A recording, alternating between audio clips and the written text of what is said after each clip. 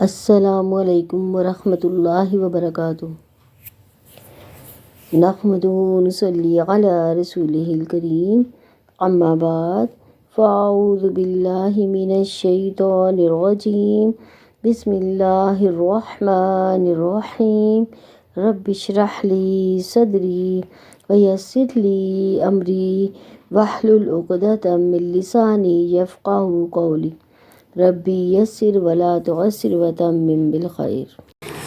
وَإِذَا سَمِعُوا مَا أُنزِلَ إِلَى الرَّسُولِ تَرَىٰ أَعْيُنَهُمْ تَفِيضُ مِنَ الدَّمْعِ مِمَّا عَرَفُوا مِنَ الْحَقِّ يَقُولُونَ رَبَّنَا آمَنَّا فَاكْتُبْنَا مَعَ الشَّاهِدِينَ۔ اور جب وہ سنتے ہیں جو رسول کی طرف نازل کیا گیا تو آپ دیکھتے ہیں ان کی آنکھیں آنسوؤں سے بہہ رہی ہوتی ہیں، اس وجہ سے کہ انہوں نے حق کو پہچان لیا، تو کہتے ہیں اے ہمارے رب، ہم ایمان لے آئے، چنانچہ ہمارا نام گواہی دینے والوں کے ساتھ لکھ لے۔ کن کی آنکھیں آنسوؤں سے بہہ رہی ہوتی ہیں؟ ایمان والوں کی۔ جب وہ قرآن کو سنتے ہیں تو اللہ کے کلام کو سن کر رونا صالحین کا طریقہ ہوتا ہے۔ علماء اللہ تعالیٰ کی خشیت رکھتے ہیں، اللہ تعالیٰ سے ڈر کر روتے ہیں جب اللہ کا کلام سنتے ہیں، لیکن بے ہوش نہیں ہوتے وہ، بلکہ دعائیں کرتے، سوال کرتے ہیں اور چلاتے نہیں۔ اللہ تعالیٰ نے ایسی کتاب نازل کی ہے جو سب سے بہترین ہے۔ تو یہاں پہ جو یاد رکھنے والی یہ بات ہے کہ 3 افراد کی آنکھیں جو قیامت کے دن آگ کو نہیں دیکھیں گی، یعنی ان میں سے ایک وہ آنکھ ہے جو اللہ تعالیٰ سے ڈر کر رو پڑی۔ دوسری بنیادی طور پر آیت جو ہے نجاشی یعنی حبشہ کا جو بادشاہ تھا، اس کے ساتھیوں کے بارے میں نازل ہوئی تھی کہ جب انہوں نے حضرت جعفر رضی اللہ عنہ کے سے جو سورہ مریم کی تلاوت انہوں نے سنی تو ان کی آنکھوں میں آنسو جاری ہو گئے تھے۔ تو آنکھ کا پانی آنسو یا آنسوؤں میں ایک قطرہ دیکھنے میں ایک معمولی چیز ہے اور عموماً کہیں گم ہو جاتا ہے، لیکن اپنے اندر اتنی بڑی طاقت وہ رکھتا ہے کہ اگر خلوص نیت سے بہایا گیا ایک آنسو جو ہے پہاڑوں جیسے گناہ کو معاف کروا دیتا ہے۔ یہاں اللہ تعالیٰ نے لوگوں کی تعریف فرمائی جو اللہ تعالیٰ کا کلام سن کر روتے ہیں، اور اگر ہم دیکھیں کہ یہ آنسو اللہ کی یاد میں بہنے چاہیے، لیکن ہم عام طور پر کن چیزوں کے لیے بہاتے ہیں؟ دنیا داری کے لیے نا، یعنی ہمارے آنسو دنیا کے لیے بہتے، آخرت کے لیے نہیں بہتے۔ یا ہمارے آنسو بندوں کی یاد میں بہتے ہیں یا اللہ کی یاد میں بیٹھتے ہیں؟ یہ کبھی ہم نے سوچا ہے؟ ہم زیادہ کس کی یاد میں روتے ہیں، بندوں کی یاد میں کہ یا اللہ کی؟ تو یہاں شاہدین سے مراد ابن عباس کہتے ہیں کہ محمد صلی اللہ علیہ وسلم ان کے امت کے لوگ ہیں، یہ گواہی دینے والی امت ہے۔ اگر ہم دیکھیں گے اس امت میں شامل کیسے ہو سکتے ہیں تو کیسے ہوتے ہیں؟ مومن کیسے انسان بنتا ہے؟ اشہد اللہ الہ الا اللہ وحدہ لا شریک لہ واشہد ان محمد رسول اللہ پڑھ کر۔ اس کی 2 شرائط ہے۔ پہلی کیا شرط ہے؟ توحید۔ پہلی شرط اس کی توحید، دوسری محمد صلی اللہ علیہ وسلم کی نبوت پر گواہی۔ تو اس کے بعد قیامت کے دن دیگر اقوام پر بھی گواہی ہوگی۔ تو انہوں نے یہ خواہش کی کہ ہمارا شمار بھی ان کے ساتھ ہو جائے، ایسے لوگوں کے ساتھ ہو جائے۔ یہ ایک حقیقت ہے کہ جو اللہ سے محبت کرتا ہے اور پھر لازماً اس سے بھی محبت کرتا ہے جو اللہ تعالیٰ سے محبت کرتے ہیں، تو اس کی توحید کو جانتے ہیں۔ تو اسی طرح اللہ تعالیٰ نے جو ہے امت وسط اس امت کو کہا ہے، مومنوں کو امت وسط کہا ہے۔ کیوں؟ یعنی اللہ تعالیٰ نے سورہ بقرہ میں فرمایا اور اسی طرح تو ہم نے تمہیں ایک امت وسط بنایا تاکہ تم دنیا کے لوگوں پر گواہ ہو اور رسول تم پر گواہ ہو۔ پہلے جس طرح تم رخ کرتے تھے اس کو تو ہم نے صرف یہ دیکھنے کے لیے مقرر کیا تھا کہ کون رسول کی پیروی کرتا ہے، کون الٹا پاؤں پھر جاتا ہے، یہ معاملہ تھا۔ تو بڑا سخت، مگر ان لوگوں کے لیے کچھ بھی سخت ثابت نہ ہوا جو اللہ تعالیٰ کی ہدایت سے فیض یافتہ تھے۔ یعنی ایک عمل ہم زندگی میں کر رہے ہیں، بچپن سے کرتے آ رہے ہیں، اللہ کا حکم آیا اس عمل کو چھوڑ دیا اور اگلے عمل پر جو ہے وہ یعنی جو اللہ کا حکم ہے اس پر عمل کرنا شروع کر دیا۔ تو کیا یہ آسان کام ہے؟ مشکل کام ہے، لیکن ان کے لیے نہیں کہ جو مومن ہے، جب ان کا اللہ کا حکم آتا ہے تو وہ فوراً ہی کر بیٹھتے ہیں۔ تو اللہ ہم تمہارے اس ایمان کو ہرگز ضائع نہیں کرے گا. یقین جانو کہ وہ لوگوں کے حق میں نہایت شفیق بھی ہے اور رحیم بھی ہے. اور ہمیں کیا ہے کہ اللہ تعالیٰ پر اس حق پر ہم ایمان نہ لائیں جو تمہارے پاس آیا، جبکہ ہم یہ حرص رکھتے ہیں کہ ہمارا رب ہمیں نیک لوگوں کے ساتھ شامل کر لے. یعنی ایمان دل کے اندر ایک امید پیدا کرتا ہے. اگرچہ اپنے گناہ ہوتے ہیں لیکن امید کیا ہوتی ہے کہ اللہ یہ گناہ مٹا دے گا، اللہ تعالیٰ ہمیں معاف کر دے گا. اللہ تعالیٰ انہیں اس بات کے بدلے میں جو انہوں نے کہا ایسے باغات دے گا جن کے نیچے نہریں بہتی ہیں، ان میں وہ ہمیشہ رہنے والے ہیں، اور یہ نیک عمل کرنے والوں کی جزا ہے. فَأَصَابَهُمُ اللَّهُ بِمَا قَالُوا، یعنی اس میں کیا ہے کہ گویا اچھی بات پر بھی جنت مل سکتی ہے. اگر مال کے ساتھ نیکی نہ بھی کر سکے یا اپنے ہاتھ سے کوئی کام نہ بھی کر سکے، بیمار ہے، کمزور ہے، تو یاد رکھے ایسی بات پر بھی جنت مل سکتی ہے کہ ایک دفعہ الحمدللہ کہنا میزان کو بھر دیتا ہے. تو اچھی بات کہنے سے زبان ہلانے میں کوئی بھی مشکل نہیں ہے. رسول اللہ صلی اللہ علیہ وسلم سے حانی بن جزین نے پوچھا کہ کون سی چیز جنت کو واجب کرتی ہے؟ فرمایا تم عمدہ کلام کو اور کھانا کھلانے کو جو ہے وہ لازم پکڑ لو. کیا ہم کسی کے ساتھ اچھا کلام کر سکتے ہیں؟ ہمیں کوشش کرنی چاہیے. حالانکہ ہم جو ہے نا ہمیشہ جو کلام کیسے کرتے ہیں، کسی کی بری بات کا برا ہی جواب دیتے ہیں، لیکن کسی برائی پر اچھائی کے ساتھ جواب دینا یہ کام رکھتا ہے. مدینہ شریف پہنچتے نبی کریم صلی اللہ علیہ وسلم نے جو پہلا خطبہ دیا اس میں یہی فرمایا تھا، اے لوگوں سلام پھیلاؤ، اچھی گفتگو کرو، صلہ رحمی کرو، اور رات کو جب لوگ سو جائیں تو تم قیام کیا کرو، تو تم سلامتی کے ساتھ جنت میں پھر داخل ہو جاؤ گے. لیکن افسوس کیا ہے کہ زیادہ تر ہماری جو باتیں ہیں دوسروں کے دل دکھاتی ہیں. ہم کیا زیادہ تر باتیں کون سی کرتے ہیں؟ غیبت کی. اگر غیبت نہ کرنی ہو تو ہمارے پاس کوئی بات ہی نہیں ہے، اس کے علاوہ کوئی بات ہی نہیں ہے ہمارے لیے. تو اس کے بارے میں ایک اور حدیث میں ہے کہ بے شک کوئی شخص اللہ کو راضی کرنے والی ایک بات کرتا ہے، وہ نہیں سمجھتا کہ اس کا وہاں تک اثر ہوگا جہاں تک حقیقت میں ہو جاتا ہے. اس کی وجہ سے اللہ اس کے لیے اپنے ملاقات کے دن تک کے لیے رضامندی پھر لکھ دیتا ہے اس کے لیے. اس لیے ایک اور روایت میں آتا ہے، بے شک بندہ اللہ کی رضامندی کی ایک بات زبان سے نکالتا ہے، وہ خود اسے کوئی اہمیت نہیں دیتا، مگر اللہ کے ہاں اس کو بہت اعلیٰ درجہ مل جاتا ہے. تو ہمیں اس لیے کیا کرنا چاہیے؟ ہمیشہ نیکیوں کے حریص رہنا چاہیے، اچھی باتوں کے حریص رہنا چاہیے. اور جن لوگوں نے کفر کیا، ہماری آیات کو جھٹلایا، وہی لوگ دوزخ والے ہیں. اے لوگوں جو ایمان لائے، ان پاک چیزوں کو حرام نہ ٹھہراؤ جو اللہ تعالیٰ نے تمہارے لیے حلال کی ہیں، اور نہ ہی حد سے بڑھو، یقیناً اللہ تعالیٰ حد سے بڑھنے والوں کو پسند نہیں کرتا. یعنی ایمان والوں کے لیے پاک عمدہ چیزیں، لذیذ چیزیں، اچھی چیزیں جن کو نفس پسند کرتے ہیں وہ حلال کی گئی ہیں. ان کو حرام کرنے کی ممانعت ہے. عموماً بعض ادیان میں لوگوں کے اندر یہ تصور پایا جاتا ہے، جو عبادت گزار علماء اپنے اوپر عورتوں اور لذیذ کھانوں کو حرام قرار دے دیتے ہیں، لیکن اسلام میں یہ چیز نہیں ہے. یعنی اسلام میں جو ہے رہبانیت نہیں ہے. لیکن جہاں مومنوں کو بتایا گیا کہ جائز پاک حلال چیزوں کے جو ہے حد کے اندر رہ کر آپ استعمال کر سکتے ہو، اس میں اسراف نہ کرو، زیادتی نہ کرو. نبی کریم صلی اللہ علیہ وسلم کی غیر موجودگی میں کچھ لوگوں نے نبی صلی اللہ علیہ وسلم کی عبادت کے بارے میں پوچھا تو بتایا گیا انہوں نے اس عمل کو کچھ کم سمجھا. یعنی نبی صلی اللہ علیہ وسلم کی جو عبادات تھی ان کو انہوں نے سمجھا کہ یہ کم عبادتیں ہیں، تو انہوں نے آپس میں ڈیسائیڈ کیا. ایک نے کہا کہ میں ساری عمر روزے ہی رکھتا رہوں گا، کبھی افطار نہیں کروں گا. دوسرے نے کہا میں ساری عمر نمازیں پڑھتا رہوں گا.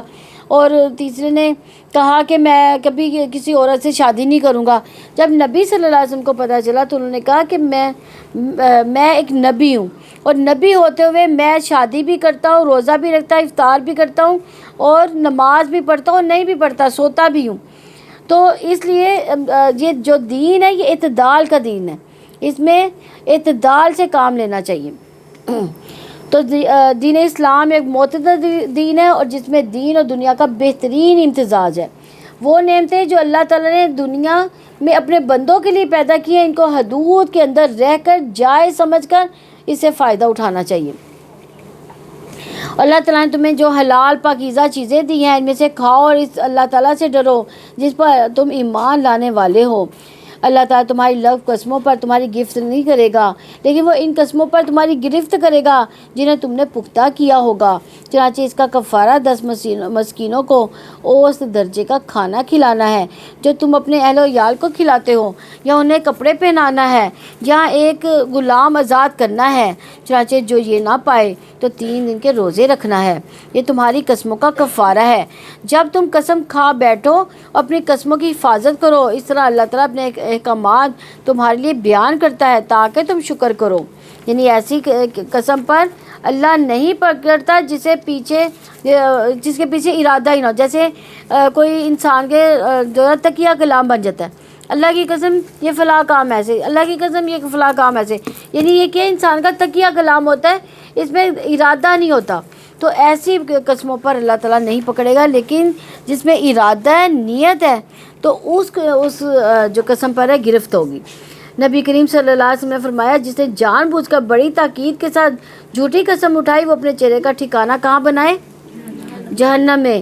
نبی صلی اللہ علیہ وسلم نے فرمایا کوئی شخص ایسا نہیں جو میرے ممبر کے پاس جھوٹی قسم کھائے، اگرچہ وہ ایک تازہ مسواک کے لیے ہی کیوں نہ ہو کہ یہ میری مسواک ہے، مگر یہ کہ اس نے اپنا ٹھکانہ کہاں بنا لیا پھر، یا فرمایا کہ اس کے لیے جہنم واجب ہو گئی۔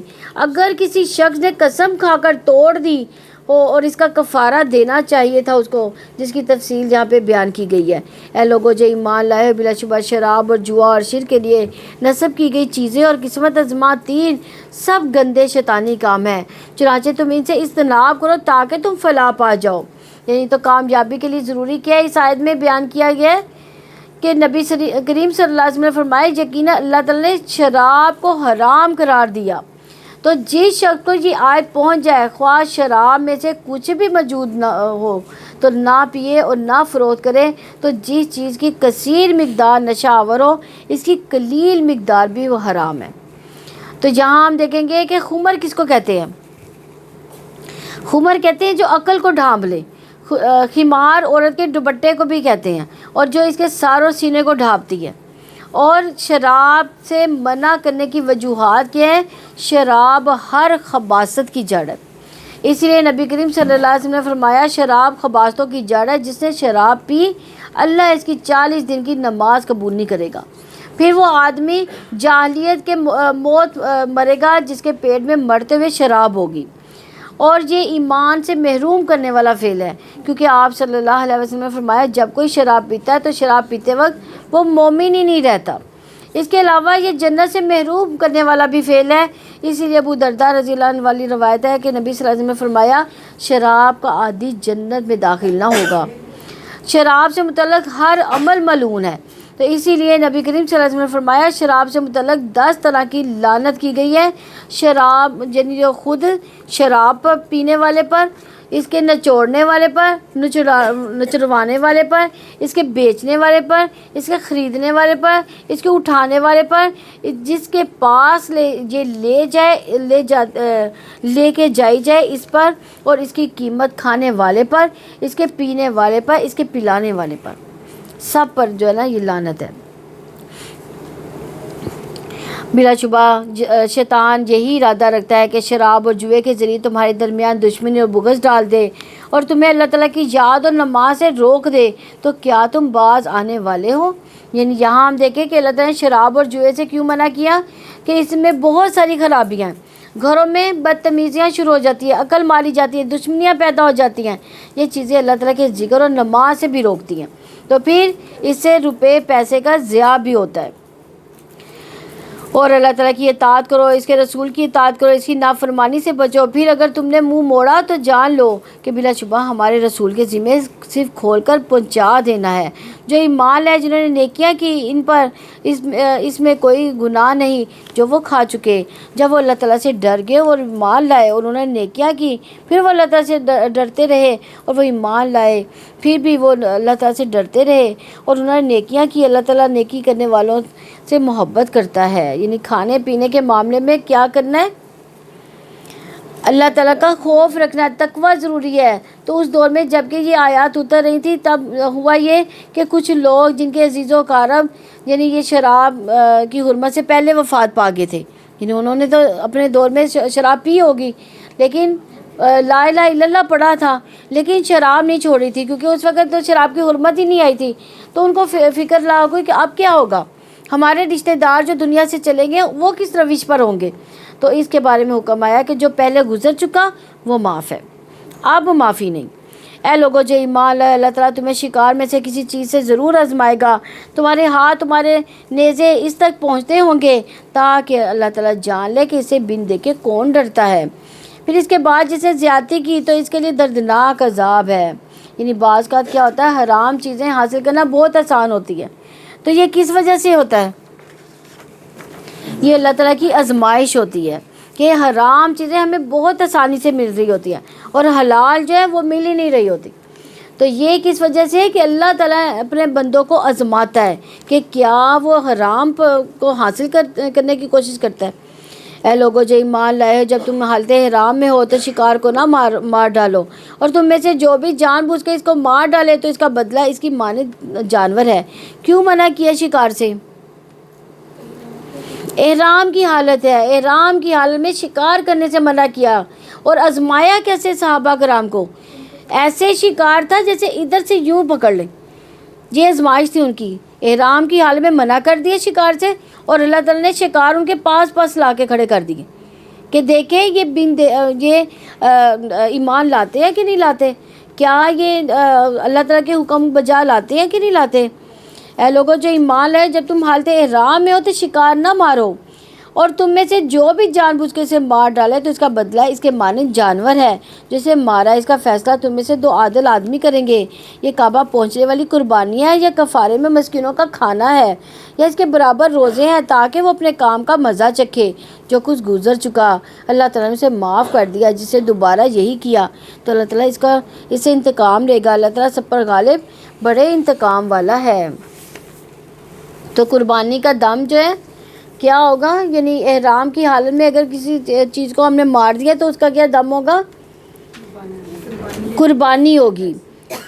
تمہارے لیے سمندر کا شکار، اس کا کھانا حلال کر دیا گیا جو تمہاری اور کافروں کے لیے سامان زندگی ہے، اور جب تک تم حالت احرام میں ہو تم پر خشکی کا شکار حرام کر دیا گیا. یعنی سمندر کا جانور حلال ہے، یعنی اس کو شکار کیا جا سکتا ہے، لیکن خشکی کا جانور وہ حرام ہے، یعنی اس کو شکار نہیں کیا جا. کھایا جا سکتا ہے، اگر کسی نے شکار کر کے پکا کے دے دیا وہ کھایا جا سکتا ہے، خود شکار کر کے نہیں کھانا.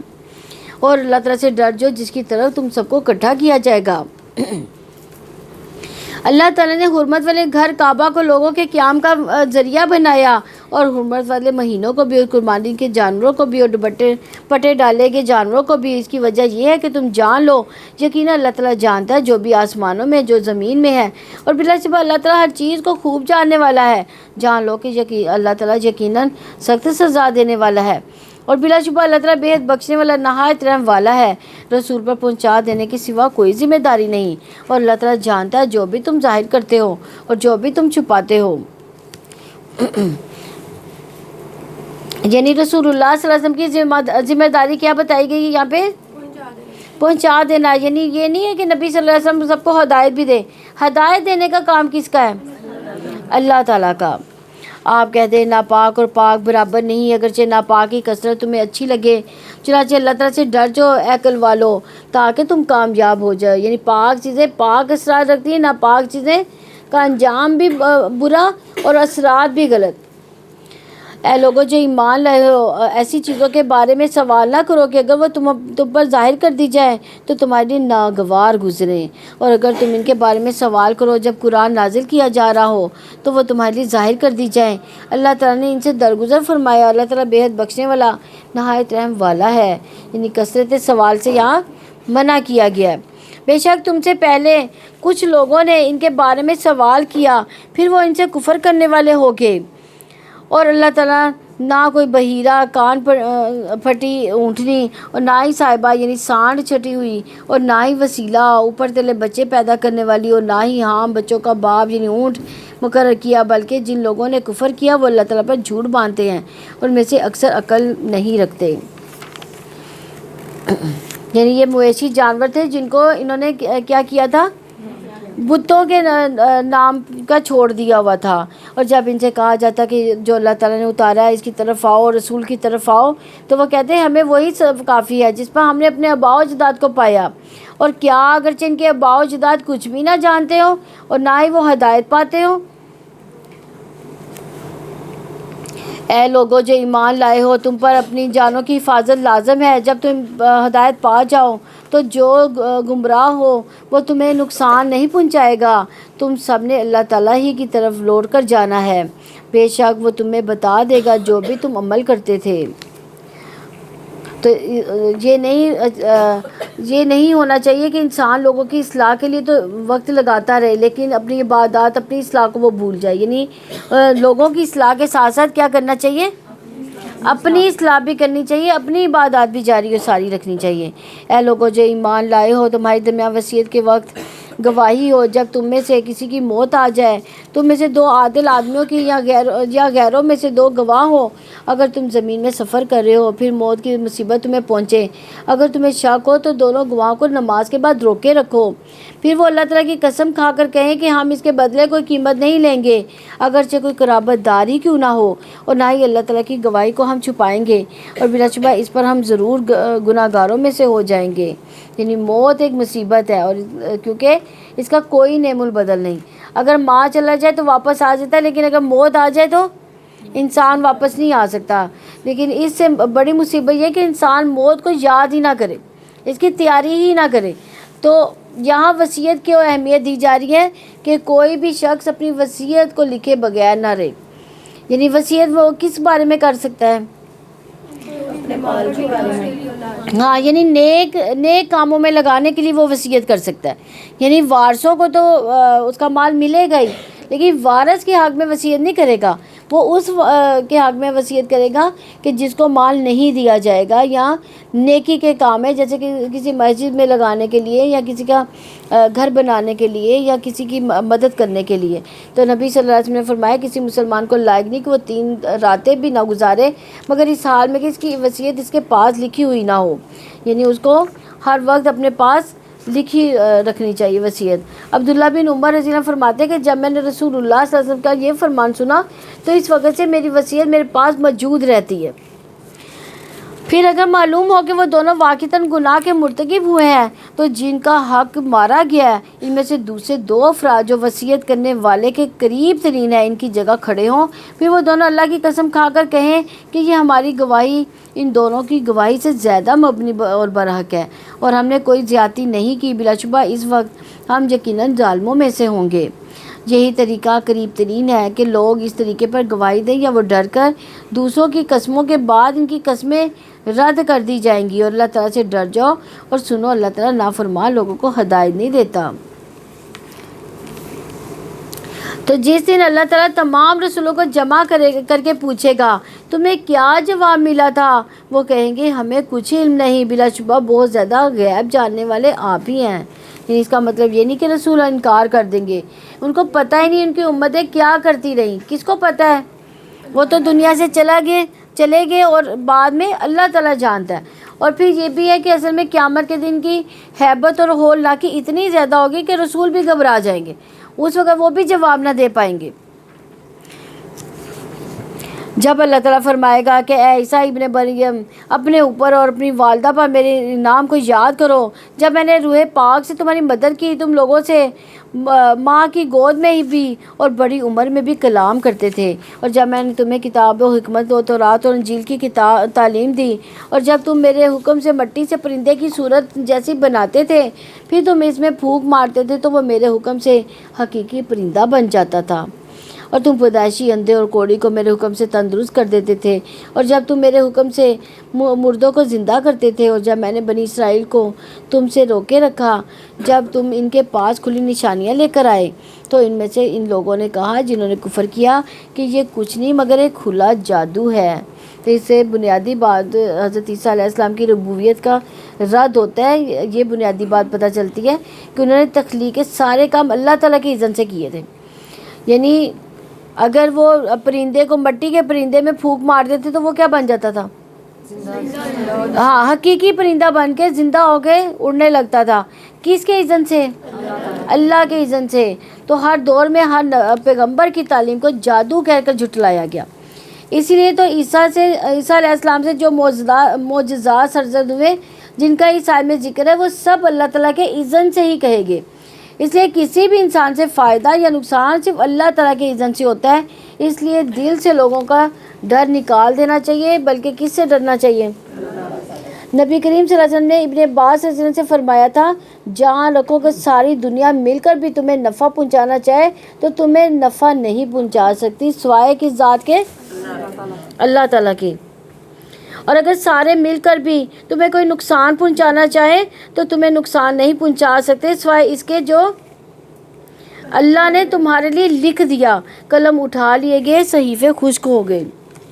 تو پھر ثابت کیا ہوا؟ اصل قدرت اور طاقت کس کی ہے؟ اللہ تعالیٰ کی۔ اور جب میں نے حواریوں کے دل میں ڈال دیا کہ مجھ پر اور میرے رسول پر ایمان لاؤ، انہوں نے کہا کہ ہم ایمان لائے اور آپ گواہ رہیں کہ یقیناً ہم فرما بردار ہیں۔ جب حواریوں نے کہا، اے عیسیٰ ابن مریم، کیا آپ کا رب استطاعت رکھتا ہے کہ آسمان سے میرے لیے ایک خوان اتار دے؟ عیسیٰ نے کہا کہ اگر تم مومن ہو تو اللہ تعالیٰ سے ڈر جاؤ۔ حواریوں نے کہا، ہم چاہتے ہیں کہ اس میں سے ہم کھائیں اور ہمارے دل مطمئن ہو جائیں اور ہم جان لیں کہ آپ نے ہم سے واقعی سچ ہی کہا ہے اور ہم اس پر گواہی دینے والے ہو جائیں۔ عیسیٰ ابن مریم نے دعا کی، اے اللہ ہمارے رب، آسمان سے ہم پر ایک خوان اتار جو ہمارے پہلوں اور پچھلوں کے لیے عید ہو اور تیری طرف سے ایک نشانی ہو، اور ہمیں رزق عطا فرما، اور تو رزق عطا کرنے والوں میں سے بہترین ہے۔ تو اللہ تعالیٰ نے رزق اللہ تعالیٰ سے مانگنا چاہیے۔ جو لوگ رزق کی تنگی اور پریشانی کا شکار ہیں تو وہ کیا دعا مانگیں؟ اللہم ارزقنی وانت خیر الرازقین، کیونکہ رزق دینے والی ذات کون سی ہے؟ اللہ تعالیٰ کی۔ اللہ تعالیٰ نے فرمایا، میں وہ خوان تم پر نازل کرنے والا ہوں، چنانچہ اس کے بعد تم میں سے جو شخص ناشکری کرے گا تو اس کو میں یقیناً ایسا عذاب دوں گا جو جہانوں میں سے کسی کو نہ دیا ہوگا۔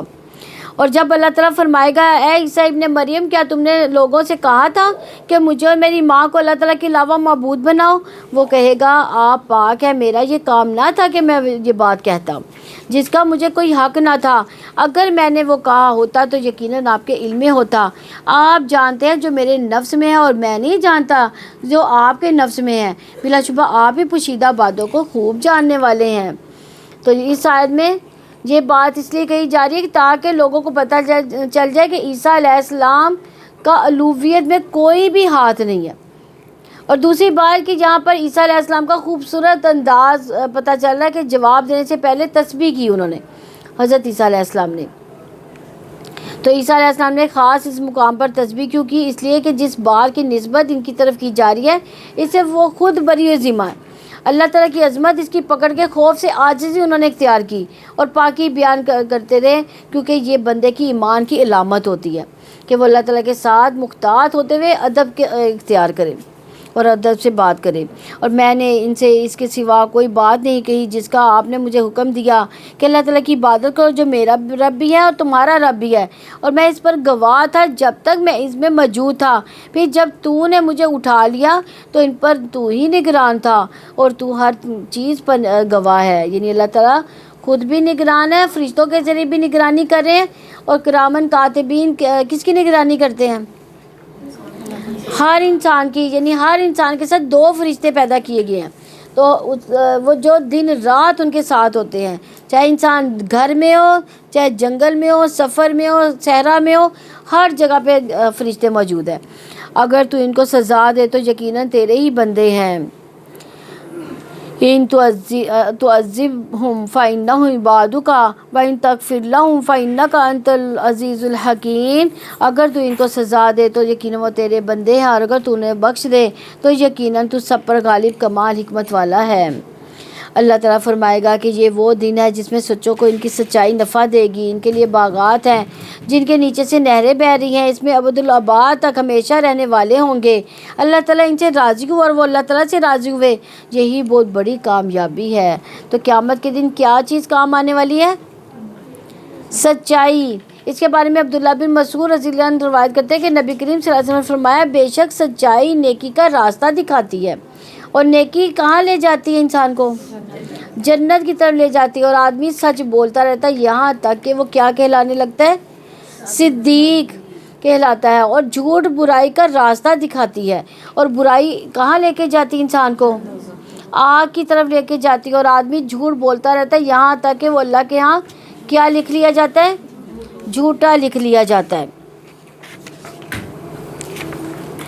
آسمان و زمین کی بادشاہت اللہ تعالیٰ کے لیے ہے، جو کچھ اس کے درمیان ہے، اور وہی ہر چیز پر پوری طرح قدرت رکھنے والا ہے۔